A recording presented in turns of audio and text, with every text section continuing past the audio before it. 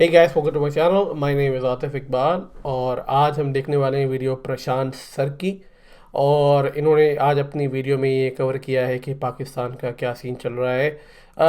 इस वीडियो को देखने से पहले आप मेरा दूसरा चैनल है आतिफ रिएक्ट, उसको जाके आप फॉलो कर सकते हैं, सब्सक्राइब कर सकते हैं। मैं उसका लिंक डिस्क्रिप्शन में डाल दूंगा, यानी तो मेरे चैनल के अबाउट सेक्शन में भी है। वहाँ जाके आप मुझे सब्सक्राइब कर सकते हैं क्योंकि मैं रिएक्शन बंद कर दूंगा। मुझे ट्विटर पे, इंस्टाग्राम पे फॉलो कर सकते हैं कू ऐप को इंक्लूड करके। ठीक है, इन सब का लिंक मेरे डिस्क्रिप्शन में है। डिस्कॉर्ड से जुड़ सकते हैं अगर आपको ग्रुप कॉलिंग, ग्रुप चैटिंग पसंद है। और ये आप कभी भी कर सकते हैं, कोई टाइम फिक्स नहीं है। कभी भी, जब भी आपका टाइम लगे कि आप मुझसे बात करना चाहते हो, मुझे देख के आपको एक कनेक्टेड फील होता है, तो please go to that link, come to my Discord server and would love to talk and discuss further. Okay, तो चलो फिर चल के इस वीडियो पे रिएक्शन देते हैं। Alright, let's start the video. 3 2 1 गो। नमस्कार और वेलकम टू वर्ल्ड अफेयर्स। मैं प्रशांत धवन। नाउ रिसेंटली इमरान खान की एक वीडियो काफी वायरल हो गई है ऑनलाइन, जहां पर ये खुद ही एडमिट कर रहे हैं कि इंडिया की फॉरेन पॉलिसी कितनी बेहतर है। भारत अपने लोगों के बारे में सोचता है। इंडिया ने कितनी बैलेंस तरीके से क्वाड को भी देखा, फिर रशिया से ऑयल भी परचेज किया। मैं चाहता हूं सबसे पहले जो ये वीडियो है जहां पर इमरान खान ने बढ़ चढ़ के मैंने देखा इंडिया की फॉरेन पॉलिसी की तारीफ करी है, ये आप सुने। उसके बाद मैं आपको बताऊंगा कि इमरान खान ये तारीफ करता है क्योंकि हमारा पड़ोसी मुल्क, ये वही इमरान खान है जो कुछ महीनों पहले भारत को न्यूक्लियर वॉर की धमकी दे रहे थे, सीएए को लेकर, कश्मीर को लेकर, वेरियस इश्यूज को लेकर, और अब रिसेंटली भी ओआईसी की समिट करना चाहते हैं ताकि कश्मीरी सेपरेटिज्म को और ज्यादा बल मिले। मगर पहले जो वीडियो है ये देख लो। मेरे मुल्क की फॉरेन पॉलिसी मेरे लोगों की बेहतरी में हो। साथ वाला हमारा मुल्क है हिंदुस्तान। मैं आज हिंदुस्तान को दाद देता हूं। इन्होंने हमेशा आजाद फॉरेन पॉलिसी रखी। आज हिंदुस्तान उनके साथ मिला हुआ, उनका अलायंस है। क्वाड के अंदर अमेरिका का अलायंस की हुई है और अपने आप को वो कहता है मैं न्यूट्रल हूं। रूस से तेल मंगवा रहा है जबकि सैंक्शंस लगी हुई है, लगी है मिर्ची। हिंदुस्तान की पॉलिसी अपने लोगों की बेहतरी के लिए इसको मिर्ची लगी हुई है। ये अपने आप में मैं कहूंगा एक टेस्टमेंट है। Doctor S Jaishankar, prime minister Modi, हमारी विदेश मंत्रालय में बाकी जो लोग हैं, उन सब की सक्सेस का ये टेस्टमेंट है कि जो आदमी आए दिन हमको न्यूक्लियर वॉर की धमकी देता है, वो खुद इंडिया की फॉरेन पॉलिसी की प्रशंसा करने में मजबूर हो गया है। क्योंकि लिटरली इंडिया ने जिस तरीके से क्वाड, रशिया के इशू को बैलेंस किया है अभी तक, इट इज एग्जाम्पलरी। नाउ इस वीडियो में हम डिस्कस करेंगे कि इमरान खान ने और आगे क्या कहा है और इमरान खान एक्चुअली ये सब कह भी क्यों रहे हैं।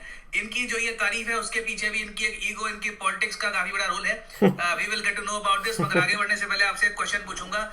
क्वेश्चन यहाँ पर यह है कि भारत के संविधान में वो कौन सा आर्टिकल है जहां पर लिखा है कि भारत एज स्टेट पॉलिसी कोशिश करेगा कि अंतरराष्ट्रीय शांति कायम हो और इंटरनेशनल सिक्योरिटी रहे, कंट्रीज आपस में वॉर ना करे। ये बात आर्टिकल किस 51 आर्टिकल में लिखी है? आर्टिकल 33, आई आर्टिकल फील 52, आर्टिकल 51, आर्टिकल 57। रिसेंटली ये काफी डिस्कशन में भी था कि आर्टिकल में ये बात लिखी है, संविधान में ये बात लिखी है, तो आर्टिकल इंडिया को ये सब कहना चाहिए। तो कोशिश करिए यहाँ पर सही आंसर अटेम्प्ट करने की। जो करेक्ट आंसर है इसके बारे में मैं आपको बताऊंगा वीडियो के अंत में।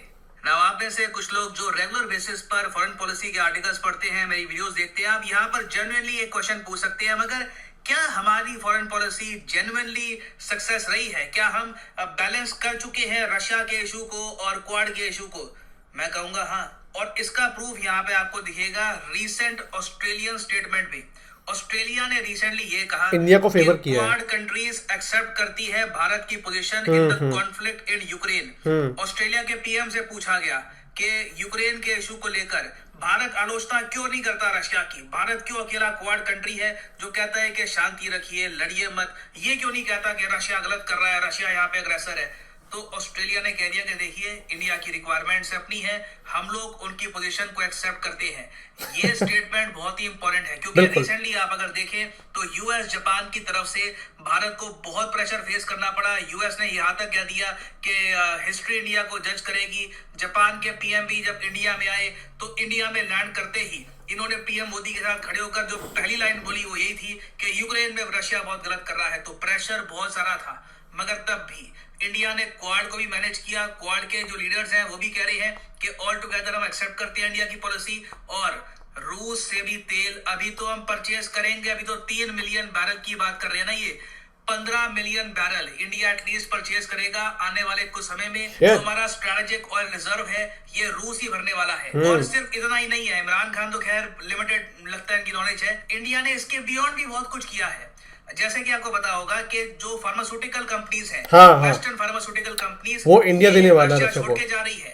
इंडिया ने फार्मास्यूटिकल प्रोडक्ट जो दवाइयां हैं ये प्रोवाइड करी है रशियन मार्केट को। रशिया ने खुद कहा है कि इंडिया आराम से रिप्लेस कर देगा अमेरिका को, यूरोपियन ये मैंने पढ़ा हमारी मार्केट में। हम इंडिया से ही मेडिसिन परचेज किया करेंगे। इस पे एक आर्टिकल भी पब्लिश हुआ था रिसेंटली द इकोनॉमिक टाइम्स में। उसके बाद यहाँ पे बात आती है वीट की, गेहूं की। गेहूं के बारे में आपको याद होगा, मैं फरवरी से बार बार बोल रहा था गेहूं एक बहुत ही बड़ा फैक्टर होगा यूक्रेन रशिया वॉर में, और हुआ यही है। दोनों के कॉन्फ्लिक्ट में दुनिया भर में जो गेहूं की सप्लाई है इसमें बहुत बड़ी कमी महसूस की जा रही है। यूक्रेन और रशिया दोनों मिला के बताया जाता है कि दुनिया में जो टोटल गेहूं का एक्सपोर्ट है उसका 30% तो अकेले ही संभालते थे। तो दो बड़े सप्लायर बाहर हो गए मार्केट से। तो अब इंडिया यहाँ पर कोशिश कर रहा है कि यूक्रेन रशिया का जो ये एम्प्टी स्पेस है ये हम लोग फिल करें। और इसमें देखो मैं आपको बता रहा हूँ, इंडिया इन द फ्यूचर आपको गेहूं एक्सपोर्ट करता हुआ दिखेगा बहुत से मेजर कंट्रीज को, जैसे कि इजिप्ट, टर्की, उसके अलावा इवन चाइना। बहुत से देश है आज के समय जो इंडिया से बातचीत कर रहे हैं। इसमें ईरान भी है, नाइजीरिया भी है। ये सब देश चाहते हैं कि इंडिया का वीट इनको मिल जाए। और यहाँ पे आप अगर ये सोच रहे हैं, देखिए इसमें तो भारत का भी स्वार्थ है ना, हम लोग वीट बेचेंगे हमारे किसानों को फायदा होगा। मैं आपको ये बताता हूँ, देखो कुछ प्रोफेशंस होते हैं जहां पे फायदा वाला एस्पेक्ट इतना देखा नहीं जाता। हमारे इंडियन कल्चर में आपको पता होगा हम किसान को कभी बिजनेसमैन नहीं कहते, हम कहते हैं अन्नदाता, क्योंकि जो चीज किसान हमको प्रोवाइड करते हैं उससे हमारा पेट भरता है, उससे बेसिकली हम सर्वाइव कर पाते हैं। बाकी और चीजों के बिना आप रह लोगे, परफ्यूम्स के बिना, वीडियो गेम्स के बिना, मोबाइल फोन के बिना, फूड आपको रेगुलर बेसिस पे चाहिए। तो इंडिया जो ये फूड एक्सपोर्ट कर रहा है इससे ना सिर्फ इंडिया के एक्सपोर्ट बढ़ रहे हैं, बाकी दूर दराज के देशों में कई जो गरीब लोग हैं वो सस्ते दामों पर अनाज खा भी पाएंगे, उनकी जिंदगी पर भी इससे एक पॉजिटिव इम्पैक्ट पड़ेगा। और अंत में मैं आपको ये बता दूं, एक कंट्री की वैल्यू क्या है वो जानने के लिए हमेशा ये देखना कि उस कंट्री की एग्जिस्टेंस का पॉजिटिव इम्पैक्ट क्या पड़ रहा है दुनिया पर। देश दुनिया में बहुत सारे हैं, लोग पैदा होते रहते हैं, आबादी बढ़ती रहती है, मगर लिमिटेड कंट्रीज आपको मिलेंगी जहां से ऐसे लोग निकलते हैं जो दुनिया में एक नेट पॉजिटिव इंपैक्ट डालते हैं, दुनिया के लिए सरदर्द नहीं बनते। अब इमरान खान का केस मैं आपको बताता हूं यहाँ पर हुआ क्या है। इमरान खान ने कुछ हफ्तों पहले यूरोपियन यूनियन पर बहुत ज्यादा कड़ी टिप्पणी कर दी थी। ये कह दिया था कि यूरोपियन यूनियन जिस तरीके से कह रहा है पाकिस्तान को, वो इंडिया को क्यों नहीं कह रहा है, वैसी चिट्ठियां ये लोग इंडिया को लिखते। ये बात इमरान खान ने ओपनली स्पीच में बोल दी थी। ये ऐसा इनको नहीं करना चाहिए था। इनकी स्पीच के बाद इनके ही वित्त मंत्री ने, इनके ही फाइनेंस मिनिस्टर ने ये कह दिया कि इमरान खान को ओपनली यूरोपियन यूनियन की आलोचना नहीं करनी चाहिए थी। और तब से हम देख रहे हैं कि पाकिस्तान के पॉलिटिकल सर्कल में विभिन्न लोगों ने इमरान खान की आलोचना करी है कि ये इंटरनेशनल लीडर बनने के चक्कर में एक बार को कंट्री की फॉरेन पॉलिसी खराब कर देंगे। पाकिस्तान को जरूरत है यूरोपियन यूनियन की, वो एक बहुत ही बड़ी एक्सपोर्ट मार्केट है पाकिस्तान के लिए। अगर यूरोपियन यूनियन कह भी रहा था कि रशिया के अगेंस्ट कुछ स्टेटमेंट दीजिए तो बहुत ही विनम्र तरीके से उनको जवाब दिया जा सकता था। ओपनली उनकी सारी बातें पब्लिक को बता देना ये सही तरीका था नहीं। अब इमरान खान प्रेशर में है, ऐसे टाइम में एक लीडर देखता कि यूरोपियन यूनियन पाकिस्तान के लिए इंपॉर्टेंट है, चलो मैं अपनी ईगो को पीछे रख के ना ये मुद्दा दबा देता हूं। मगर इमरान खान देखिए आप ओवरऑल नोटिस करेंगे बहुत ज्यादा ईगो ड्रिवन इंडिविजुअल है, हमेशा खुद को सही साबित करना चाहते हैं। अब रिसेंटली इन्होंने एक और स्पीच दिया, उसमें फिर से यूरोप पे आरोप लगा दिया और कहा कि यूरोप की गलती है, इनको पाकिस्तान पर दबाव नहीं डालना चाहिए। मैं चाहता हूँ ये जो इनकी वीडियो है ये भी आप सुने।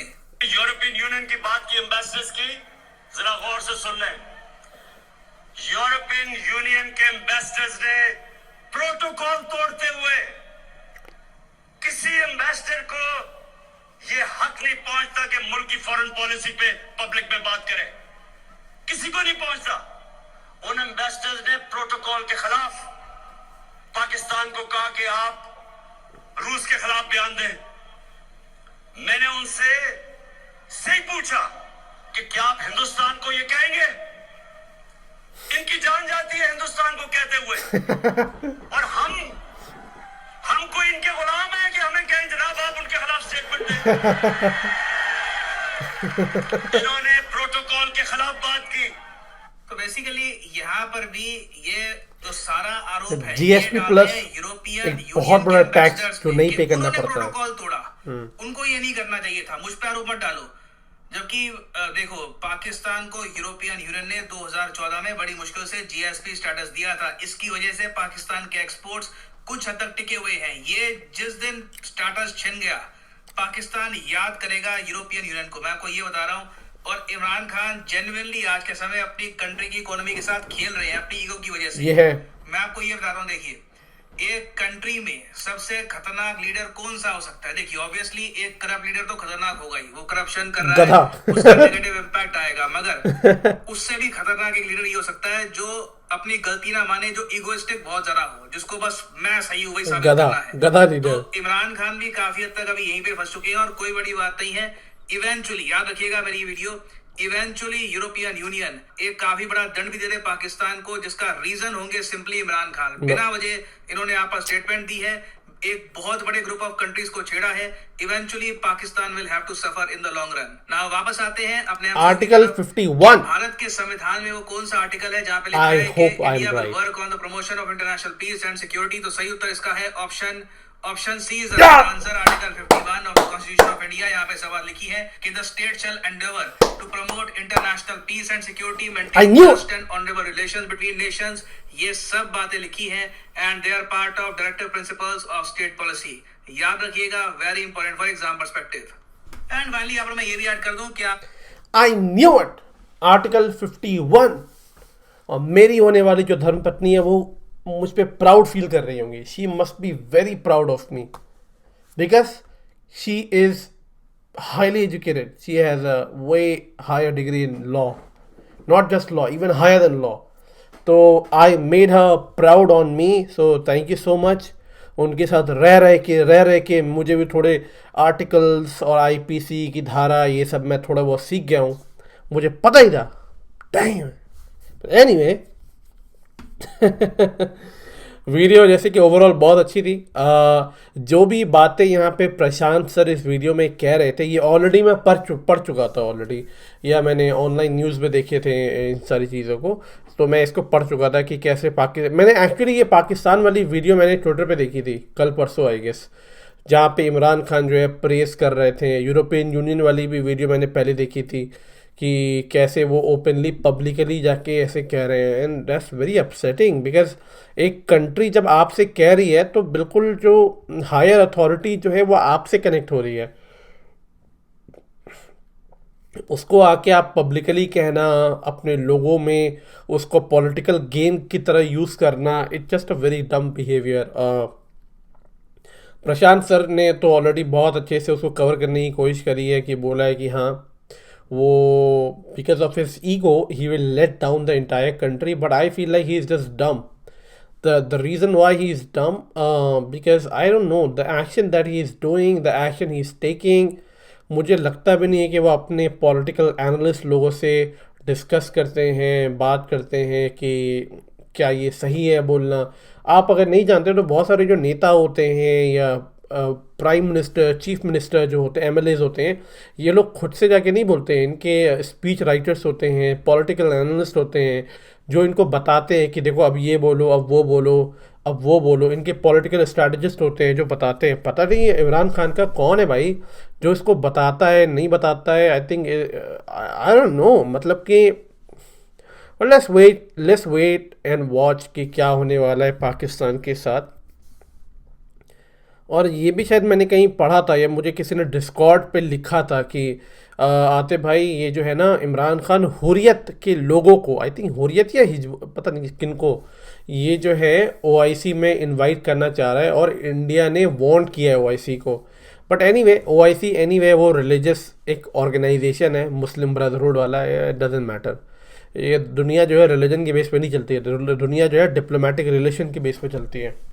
करेंगे तो क्या होगा, घंटा कोई अचानक डालने वाला है उनको, उनके पास तेल के अलावा है ही क्या मिडिल अरब के पास. तो एनीवे आई होप कि आपको ये वीडियो अच्छी लगी, और अच्छी लगी है तो कमेंट सेक्शन में जाके बताना. और again I will see you in my next video. Take care.